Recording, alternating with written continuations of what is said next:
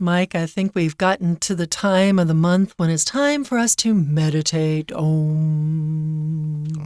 Okay. Om. Why are we doing this? It's the time to find peace. We're in our health section. We're looking for something pretty mellow. And, I'm going to introduce this to you. Okay, but we're not in nature. We're not sitting on top of a mountain in India surrounded by wonderful people doing yoga. We're in a studio with mirrors and windows and microphones and stuff. Yes, but you still can, in your mind, create this forest bathing method that will make you happy. I'm really anxious. I've been busy all the time. I'm kind of stressed out. I don't think I have time to om along with you. You need to find peace. That's what we're going to do today, guys. But let's listen to our article one time. Imagine standing in a lush forest, surrounded by the songs of birds and the rustling of leaves, with the earthy scent of soil and trees filling the air. This is the essence of forest bathing, a natural experience that brings peace to both body and mind. Originating from the Japanese term Shinrin-yoku, forest bathing is a simple yet healing activity. It requires no special equipment or skills, just a willingness to disconnect from the digital world and embrace nature. The key is to use all of your senses to fully engage with the forest, feeling the warmth of sunlight on your skin, breathing in the fresh air, and touching the rough bark or soft moss. Whether you decide to stroll through the forest or sit down to rest, the goal is to immerse yourself in the natural surroundings. Forest bathing not only relaxes the mind, but also offers numerous health benefits.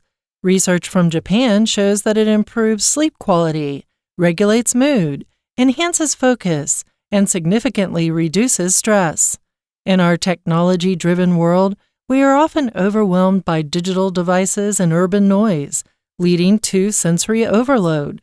In contrast, the tranquility of the forest helps us escape this pressure, providing mental and physical relief. In fact, forest bathing has been recognized as a formal therapeutic practice in Japan since the 1980s. As people living in cities spend 93% of their time indoors, forest bathing serves as a reminder of the importance of reconnecting with nature. Next time you feel stressed or sad, let the peace of the forest soothe your mind and help you find inner calm and strength. So today we're going to find peace in nature with forest bathing. This does not mean you're taking a bath in the forest. No, keep your clothes on in the forest, please. I don't think you're taking a shower. I don't think you're getting into a bathtub. You don't need soap to do this. You're actually looking for a way to soak in all that lush, lovely, wonderful, good green vibe that is around you when you are in nature. Okay. I think I've seen people do this on TV. They'll actually go to the forest, lie down on the ground, and just sort of silently lie there, either, just breathing in the air or looking around. And I think it's kind of proven that green and trees, it can actually calm people down, right? Lower stress levels and stuff like that. But of course, our wonderful friends to the just slightly to the north of us, the Japanese, have turned this into a wonderful activity. They've given it a name, and we're calling it forest bathing. So yes, we're going to find peace in nature with forest bathing, or hanging out in a forest so we feel more relaxed and less stressed. That's basically what it is. But whatever you call it, it is very effective. And also, even if it isn't, the perfect thing for you, it's just nice to get out of the city and into the countryside, into the forest. And trees are beautiful, beautiful things. So let's go out there and do some forest bathing. We start off by setting a scene for people. And already the first sentence is making me feel relaxed. Ah, yes. Imagine standing in a lush forest, surrounded by the songs of birds and the rustling of leaves. I can't do that. You got to do the paper, right? It's the rustling paper with the earthy scent of soil and trees filling the air. Lovely. So we're painting a picture here, right? We're enjoying this moment. We are what are we doing? Well, we're standing in the forest, but it's not just any forest. It's green everywhere. Everything is, a bit overgrown. It's full. You feel like there's trees everywhere. There's lovely grass that you're standing in. Under your feet might be the lovely grass or some thick moss, and it just feels very full and alive. And that's what it is when it feels very lush. If it's prosperous, like farmland, when it's doing very well with a lot of vegetables growing on all the stalks of the plants, that is a very lush place to be in. Here, this in the forest, you can imagine that the trees are covering up most of the sunlight, and you're just sitting there and feeling like you're surrounded by a green vibe. And they actually use the word surrounding in the next part of the sentence, right? Surrounded by the songs of birds and the rustling of leaves. The rustling sound comes a lot of times from dry things. So like paper, that's a rustling noise when you rustle papers together. Dry leaves rustling together. Wet leaves don't really rustle. They just kind of clomp. They squish. But fire might make a rustling noise as it's crackling too. I think I've also seen money. Yeah. Coins clink. Dollar bills rustle in your pocket. That sounds good, right? From Pink Floyd song, probably. Money! With the earthy scent of soil and trees filling the air. Earthy here is just of the earth. So it's like you can almost smell the dirt. You can smell the green of the grass. You can smell the fresh green smell of the trees. It's something that feels very earthy. We call somebody very earthy crunchy if they tend to be a little bit more of a hippie. You can also describe a scent as being earthy if it's, probably got like a patchouli smell to it or a smell of, grass or pine needles or something like that. These would all be earthier smells. Scent here is talking about the smell, just simply the smell.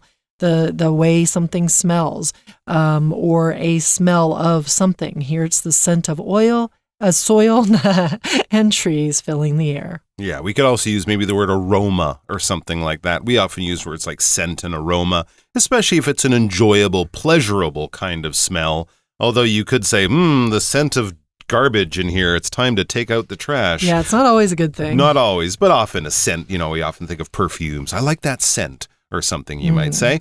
This is the essence. So that kind of image we've painted there for you of this very rich, bountiful forest, the sounds that you will hear there and the smells that you will enjoy. This is the essence. This is sort of the basic idea of forest bathing, a natural experience that brings peace to both body and mind. So yeah, it's basically just sort of immersing yourself in the forest as if you're kind of, entering a sauna and you kind of you kind of let it just sort of take over your whole body and all your sensations are there. And you kind of concentrate on that a little bit, quiet your mind down and just be present where you are in this beautiful, lovely natural forest. It says originating from the Japanese term shinrin-yoku, forest bathing is a simple yet healing activity. So there you go. It's a simple yet healing activity. It's not something the doctor will necessarily prescribe to take care of your skin problem or something like that. It's more for your mind and your spirit and stuff like that. Here's the good news. Also, it requires no special equipment or skills, just a willingness to disconnect from the digital world and embrace nature. I would also say it requires a forest, but I think that's obvious from the name. Maybe it's a mental forest. But yes, it doesn't require equipment or skills. You don't have to buy fancy hiking boots or bring ropes or anything like that. We're just going to a forest. We're not climbing mountains. All you need is a willingness to disconnect from the digital world. Leave your phone at home, or at least in your pocket turned off. If you have a willingness to do something, you are willing to do it. You are ready and able to do that thing. It's not saying you necessarily will have to do it, but it just means that I am here. If you want me to do that, I will do it. I'm your person. I'm your man. I'm the one you want to talk to. If you have a willingness to do some extra work, your boss might ask you to do some overtime because maybe you're trying to save up extra money for a holiday or something like that. If the teacher asks a question and you stick up your hand, you have a willingness to answer that question. It doesn't mean they will ask you to, but you're just showing that, I know, I can give you an answer. I have a willingness to do that. To disconnect, though, is to kind of not be linked up to the digital world. In other words, you don't have your phone. You're not scrolling through things. You're not checking your Instagram account or anything. To disconnect is kind of like to actively and willingly cut yourself off from something. If you disconnect from your family, that might be because you just want some peace of mind. Maybe you're on holiday. Maybe you're somewhere where the phone service doesn't work. You're disconnected in that way. But it could also mean more of an emotional type of thing, right? If a couple is going through a divorce, they might disconnect from each other, like they're not talking about important things anymore. They keep their communication to just the bare minimum. So, of course, that can be a bad thing. But if we're too connected to the digital world, if we're constantly online and living that kind of life, that also is not so good for us over the long term. So a lot of people might, leave their phone at home on the weekend or keep their phone in their hotel room and only turn it off once a day when they're on holiday. They want to disconnect from the world and embrace nature. Go to nature, run away from your phone, yes to trees, no to Facebook. If you embrace something, a lot of times you think of going up to it and hugging it. Kind of hugging it, yeah. Yeah, or you just really take it all in very open-armedly. Make it part of who you are. So the key is to use all of your senses to fully engage with the forest.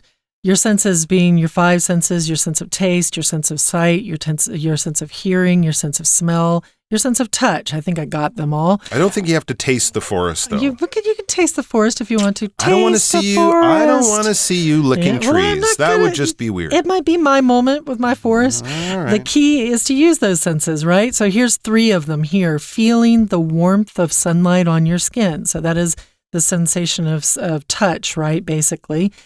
You are also going to breathe in the fresh air, so smell and touch. Oh, I guess we also, with the feeling, might have sight, smell. Maybe it's smell, because the third one would be touching the rough bark or soft moss. That's a sense of touch, right?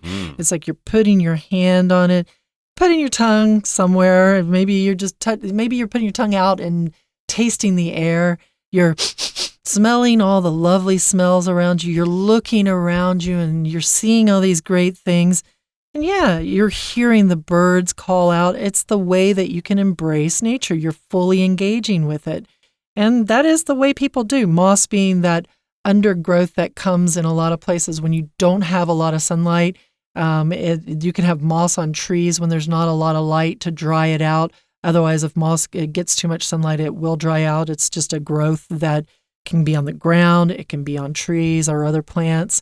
Whether you decide to stroll through the forest or sit down to rest, the goal is to immerse yourself in the natural surroundings. So you can choose. You can stroll, walk very casually along and without any specific destination. That's strolling. A lot of times when we're on holiday, we stroll down to the markets and we look around, see if there's something we want to eat or drink or buy. We might stroll across the beach and just kind of wander peacefully across the beach, normally without any specific destination in mind or any absolute place that we have to go to. It's also walking very leisurely, taking it nice and slow. And that's what we want to do. We want to stroll and enjoy what's around us. We want to immerse ourselves in our natural surroundings.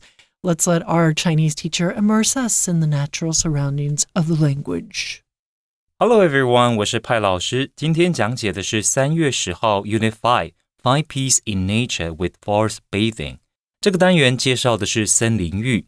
现代生活非常忙碌，尤其呢是居住在大都会的人，不论是生活、工作、求学，几乎都是在现代的钢筋混凝土建筑里。可是这篇文章指出，在森林当中漫步停留，对我们的身心有很大的帮助，可以让我们平常感受到的感官刺激适时的降载，心灵更加稳定，身体更加健康。好，我们一起来看学习重点吧，请看到第一段。第一个句子，请同学特别注意的是 imagine 后面的动词 standing， 请同学把 ing 圈起来，还有后面的 surrounded ed 也请圈起来。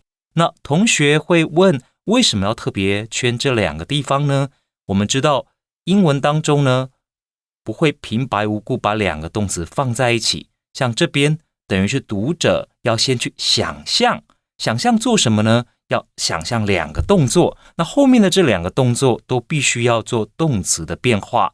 那由于呢 stand 这是主动的嘛，我们等于是站在森林里面，所以呢用 ing 的形式就好。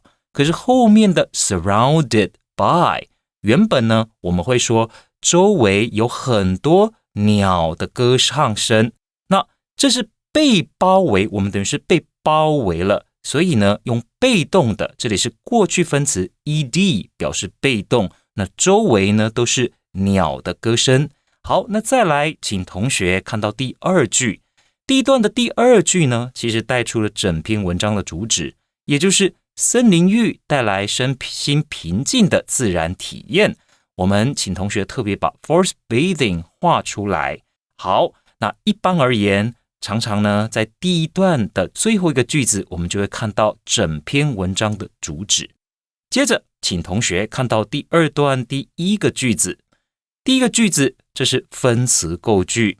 好， originating from 前面没有名词作为它的主词，那到底这个源自于是什么源自于呢？也就是逗点之后这个 forest bathing 森林浴。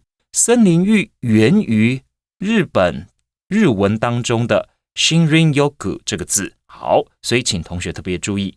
那再来呢，请看到第二个句子 a willingness to disconnect from the digital world， 请同学画起来。其实要做森林浴并不需要特别的设备或技能，只要愿意离线，暂时登出数位世界。所以请同学把 disconnect from the digital world 画起来。好，再来呢，我们看到第三个句子，在不定词 to fully 后面这个 engage with 其实就是连结互动的意思，和森林产生连结互动。再来请看到第四个句子，请同学呢把 stroll through the forest 画起来。那等于呢是在森林当中散步漫步。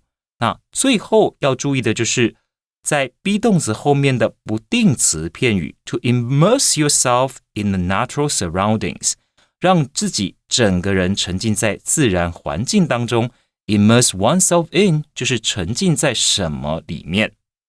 All right, we're going to take a quick break and then we'll be right back.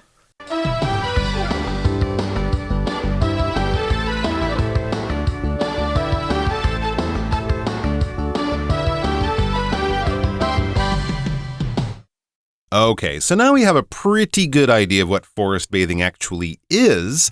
Let's get to some of the real effects it can actually have on people. So we're not just talking about, oh, I feel nice, I had a stroll through the woods. We're talking about I can actually measure some of the differences or the things that it's changing in my body for the better. So it says forest bathing not only relaxes the mind, sure, I think we can all guess that, but also offers numerous health benefits. So it's not just about being, I feel good, I had a nice stroll, I saw a squirrel, listened to some birds, I'm ready to get back to work. No, there are other things going on. It says research from Japan shows that it improves sleep quality, regulates mood, enhances focus, and significantly reduces stress. Now, these are things that they can kind of prove and measure over time. So you'll sleep better. Your quality of sleep will improve or get better. It regulates your mood if you're kind of a stressed out person, if you've been in a bad mood and you get angry easily or something, this will help you stay calm in times of stress. It can enhance your focus. This is great if you're working on important tasks because your focus is like your concentration, right? If you have good focus or concentration, you're able to keep your mind on what you're doing. You don't get distracted so much. You don't, forget where you are and that kind of thing. And to enhance is basically like that word up above, to improve. Mm-hmm. When something is improved, it's enhanced, it's made better, or it's made more effective or something like Tastier. Tastier. You enhance the flavor of your food by adding salt and spices, and that will also improve the flavor of your food, probably make it better. So it will improve and enhance your focus. You'll find that your ability to focus will be better for longer periods of time, and it will significantly reduce stress. This kind of overlaps with regulating your mood as well, right? If you're always stressed, you're going to be in a bad mood. You're going to feel like you're always under pressure. If it reduces that stress, then sure, most of us, our mood will improve because we're not so worried. We don't feel like we have so much to do and so little time to do it. And in the modern, fast-paced world we live in, that is definitely something to be, thankful for. Yeah, in our technology-driven world, so a world where we have our cell phones, we have our computers, we have our tablets, we have all our different ways to connect and get into the global internet universe very quickly and connect to people all over the world. We are often overwhelmed by digital devices and urban noise. The urban noise would be the noise that you hear in the cities, right? So the beeping of honking of cars, the brakes of car noises, construction going on, all the construction, ambulances, fire trucks, things like that. Lots and lots of traffic noises. This can all get very intense if you're, it's somewhere in your body, you're feeling that noise and you're feeling that stress of needing to be on your digital device. And this leads to sensory overload. I like this expression, sensory overload, when all of your senses are kind of like, oh my gosh, this is just too much. You think of it like if you're riding on a roller coaster and you're going up, to the top of the roller coaster and you're like, oh, this is really pretty. Look all around you. And then all of a sudden you drop really fast and you start screaming because it's all too much. You're going too fast. The wind in your face is just too much. What you're seeing with your eyes is going so quickly. It's a sensory overload. It freaks you out. A haunted house might freak you out. A 4D film might freak you out. A Taiwanese night market on a Saturday night. Anytime that might be sensory overload too. And sometimes we say it almost in a positive way, right? Sometimes it's good. Yeah, it's takes you to another place. Those smells and those flavors that you're getting, all the people, all the lights, noise. the noise, the hustle bustle. That sensory overload can be a pleasurable thing as well. Sure, but it's also nice to take a break from it. Absolutely. And in the contrast, that's the tranquility of the forest, right? So the peacefulness, tranquility means peacefulness. The tranquil, the quiet, the silence, just the sense of peace. It doesn't actually have to be absolutely silent. It could be the dripping of the water down the waterfall. That could be part of your tranquility noise. Who knows? But just something that's very peaceful and peace-inducing creates a sense of tranquility in you. The forest creates that, helps us escape the pressure, the digital pressure, the urban noise pressure, and provides mental and physical relief.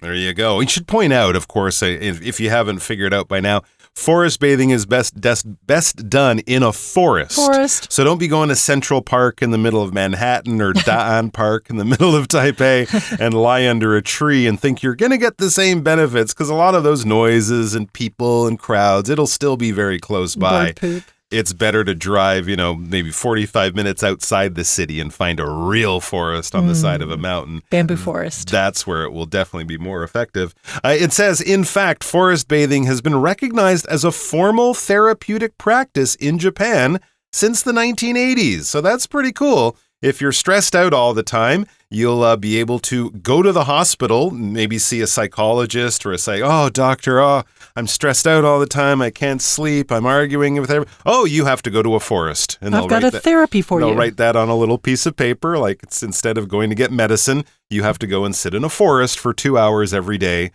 for a week or something like that. Because therapeutic is basically therapy, dealing with problems and trying to find solutions to them. Okay, so therapy would be the noun form. Therapeutic is the adjective form. The drugs you take, those are therapeutic medicines. They should restore you to good health.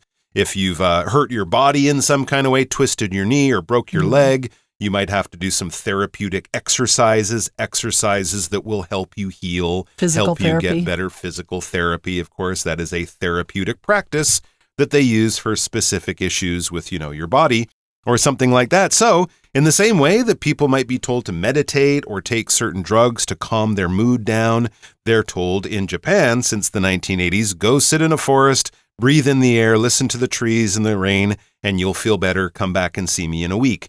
As people living in cities spend 93% of their time indoors, that's crazy, forest bathing serves as a reminder of the importance of reconnecting with nature. Yes, city people, urban dwellers, as we could call them, urban meaning of the city. Really? We spend 93% of our time inside? That's crazy. Wow. So forest, that's on average, of course. Some people obviously exercise outside more and do other things. Forest bathing, though, it serves as a reminder, something that reminds you, something that brings information that you knew but just brings it back to your mind and says, haha, don't forget about this. It reminds us of the importance of reconnecting with nature. I've heard that even in the city, if you have trees outside your window or you see green as you walk to the bus every day, that is just better for you than if you live in a concrete urban jungle where it's just buildings all around. It seems pretty therapeutic, much like trying to smile on the bus, even if nobody's smiling around you, just to kind of get your smile muscles in gear. Next time you feel stressed or sad, let the peace of the forest soothe your mind and help you find inner calm and strength. So when you're feeling stressed, go to the forest and chill. Let the forest soothe you. Something that's soothing is something that relaxes you. It eases you. They might put a soothing salve on your hand if you burned yourself. Then you might need to get something to soothe the burn, to stop the burning feeling. It makes it go away. It makes it ease. It takes it down to a lower level. And if you want to soothe yourself and soothe your mind to find your inner calm and strength, then that would be something you could do by sitting in a forest along with your Chinese teacher, who we will listen to now. 好，接着请同学看到第3段第一个句子，这是第3段的主题句。要告诉读者森林浴对身体有哪些好处。好，所以我们看到2、3、4句基本上都是在告诉我们到底身体可以得到哪些好处呢？我们看第2个句子，会发现日本的研究显示出，其实如果做了森林浴的话，能够提升我们的睡眠品质 regulates mood。 请同学特别把动词 regulate 画起来，这边呢，我们把它理解为调节就对了，它可以调节我们的情绪，那也能够 enhances focus， 提升我们的注意力、专注的程度。再来，请同学看到第3个句子。好，第3个句子逗点之前 world 这个字有一个复合形容词 technology driven， 那也就是整个世界呢受到科技的驱动。最后有一个 sensory overload， 请同学画起来。那这里呢，就是说在我们的感官方面受到很多噪音啊，很多数位设备等等的干扰，所以我们有过度负荷，有超载的情况。再来，请看到第4个句子，逗点之前 in contrast， 那就是做一个对比咯，在一般的城市当中是什么样子的环境，那在森林当中呢，我们可以感受到的是相当高程度的宁静 tranquility。